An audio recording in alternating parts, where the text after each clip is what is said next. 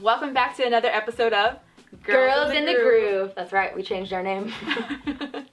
Because we are girls and we are in the groove. So today, we're going to be talking about Grateful Dead and their iconic album, American Beauty. That's right.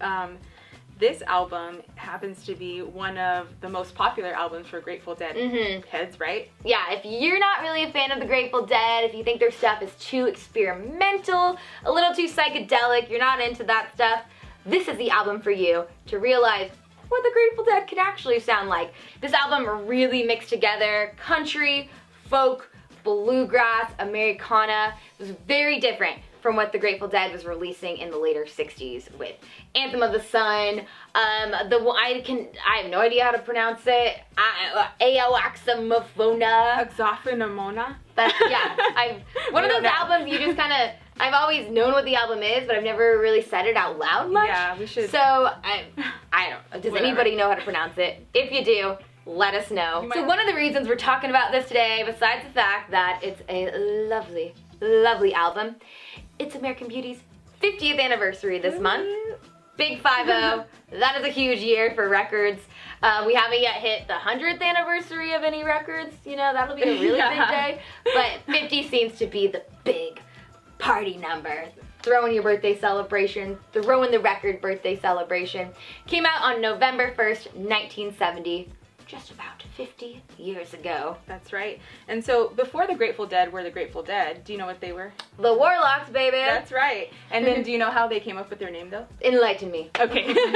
So basically one day, Jerry Garcia was over Phil-licious. Phil Lesh. Phil-licious. No, we're gonna go with Phil-licious. Anyway, so he was at Phil-licious' house and they were smoking some DMT and they knew that they had to change their name, but it's so hard to pick a name. As you can see, we even had to change our name. Everything's taken. Exactly. Especially back then, that was so common with the just object or animal or something, you know, the Beatles, the Turtles, the Kinks. So they kind of ran out of ideas, and like I said, they were on DMT, and they just got an Oxford dictionary, they opened it up, and Jerry said, here it is. He said Grateful Dead just popped out to him. So that's how they came up with the Grateful Dead. No, I actually didn't really know how that happened, so that is a nice the more you know. We got there. So this album, again, it came out in 1970, and it was really this pivotal moment for Jerry Garcia, frontman, main songwriter, and their lyricist, who was Robert Hunter. Jerry and Robert worked together on all the songs. So Robert, he wasn't actually in the band, but he contributed so much with the lyrics, and as did Jerry, obviously, with the actual melody and music portion of it. What would you say your favorite song on this album is? That's so hard. I know, because it is. What's the most popular song on this album, first of all?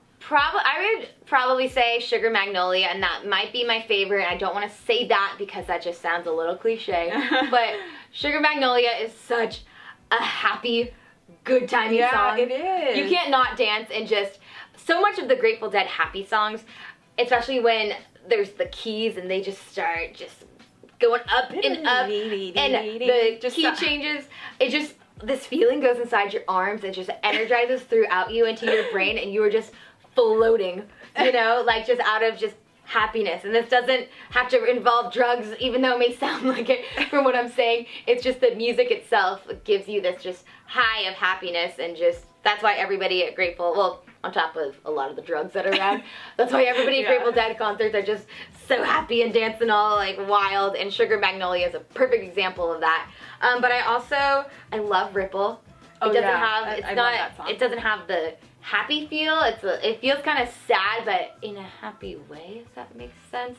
It's just, it just gets those emotions going in you, you know? Yeah. And I've seen them quite a bit of times.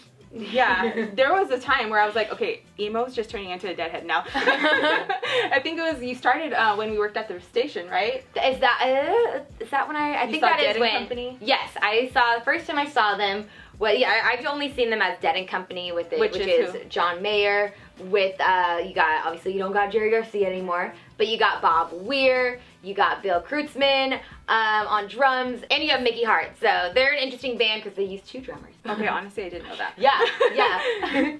And their concerts are amazing. because they're just so different. It's more than a concert, it really is an experience. Because first time I saw them, I was just overwhelmed in a good way. I couldn't believe what was going on. You walk into, it was at the Forum on New Year's Eve, 2015 into 2016. Oh my gosh. And what? And just everybody there is just, you have people of all ages that are such deadheads. Like, you really get transported back into the 60s. And as I said, obviously there's a lot of drugs going on, but just even at the Forum, even where all the food areas and stuff, everybody is dancing. You know, I joined in, you know, Of course you did. I love me some boogieing, so I'm just immediately jumped into this, like, circle of dancers. Right. And what's really cool, too, is something that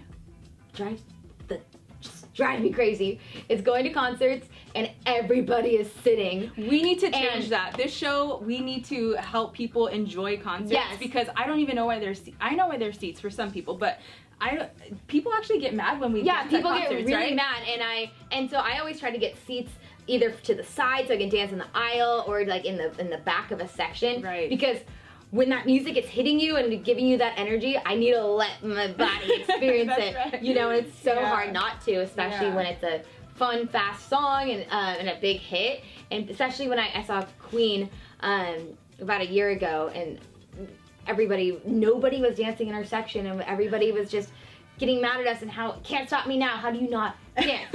Anyways, so sidetracking, Dead and Company shows or any Grateful Dead type show, every person at the Forum was standing and dancing the entire night, even during the slow songs.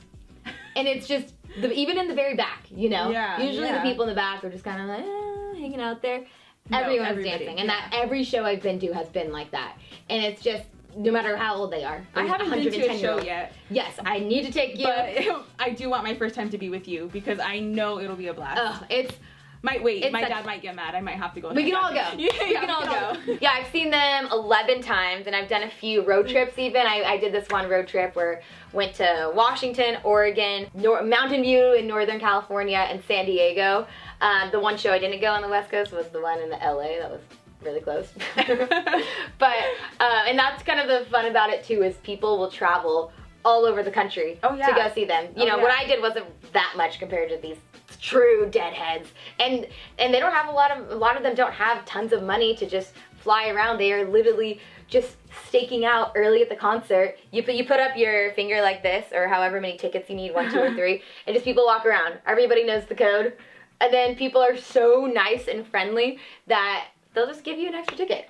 I heard that they even share food. They give out bracelets, like anything that they have in exchange for anything. Like you don't even have to do any type of exchange. It's just, hey man, I've got this. Like here you go, right? It's just and they have a shakedown street at all the concerts, which if you get there early, they have all these vendors and booths, and they're all just these hippie people selling really cool Grateful Dead stuff, and you know, there'll be these little drum circles going on and all this crazy stuff. It's a ton of fun. And another thing about their concerts, and this is kind of why everybody will go to so many different shows, is because they never do the same set list.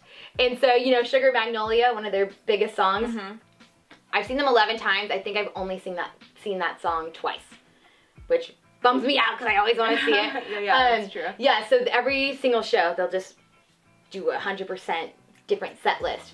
And their concerts are long, too. They'll be 3 hours. When I saw them the first time, it was 5 hours. Another thing about this album, you know, a lot of people aren't into those super lengthy jams. And this album, these are all pretty short songs, and it's just such a fun, happy, feel-good album that you need to listen to. You can't help but be chipper and listening to like Friend of the Devil. Like you wouldn't think that song would be so chipper, but it doesn't sound like it. Probably my favorite song off of this album.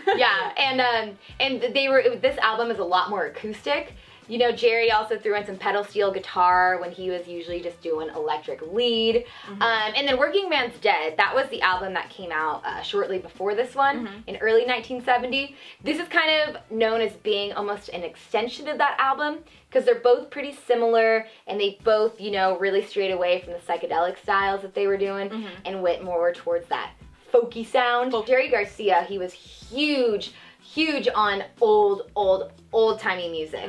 And so many of the Grateful Dead songs are actually covers of songs from like the 1930s. These little, just short little ditties. Yeah. But they would deadify them to the max and just, you know, be unrecognizable. Jam them out. Jam them out, shred over it, just, you know, the Grateful Dead thing to do. You would never even realize it was the same song. Little 2-minute ditty became a 12-minute ditty. Exactly, or 20-minute if it's being performed live. Yeah, that's right. So now that you've got all the 411 that you need to know about the Grateful Dead, let's get into listening to it. Yeah, that's the most important part. It's less about how it came to be, but more about how it makes you feel in the moment, you know? So what song would you want to show somebody who's not like a big Grateful Dead person? Let's see. Part of me wants to say Sugar Magnolia because it's just, like I said, super happy, feel good. I don't know how you can listen to that song even when you're not a Grateful Dead fan and not love it, you know? And it's very poppy and melodic. But we're going to go a little bit deeper just because that is their main song. And you might just hear that some other way too. Let's go with Ripple. Okay. You know, let's spark up some of that emotion in you and take a little listen to that one. Would you hold it near as it were your own? It's a hand-me-down.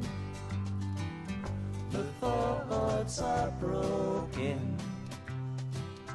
Perhaps they're better left unsung. I don't know. Don't really care. Let there be songs to fill the air. So what'd you think? I loved it. Ooh, I love that one. Just gives me the chills. It's so emotional. It's happy and sad at the same time. You get what I mean by that? Exactly. It's perfect for this weather, actually. Yeah, and it's so...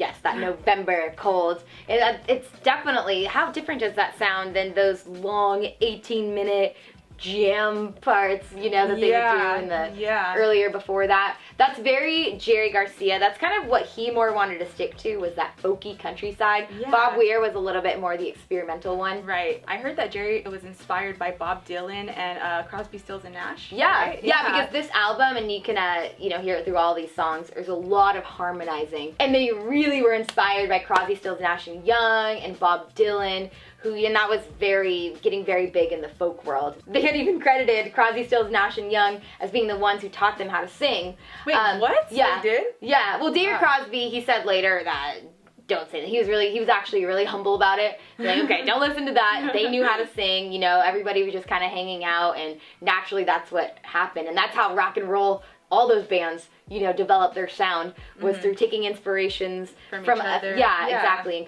and mixing it with their own unique ideas and elements.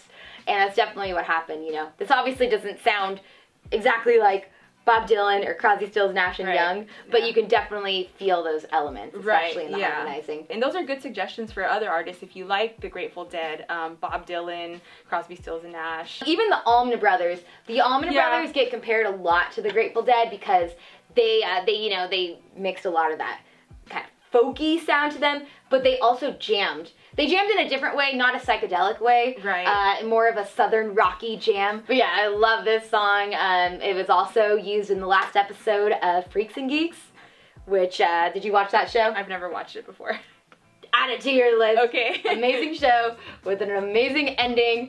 That really, again, it really makes it very just emotional and finalic. Is that a word? Makes it feel like a finale. It is now.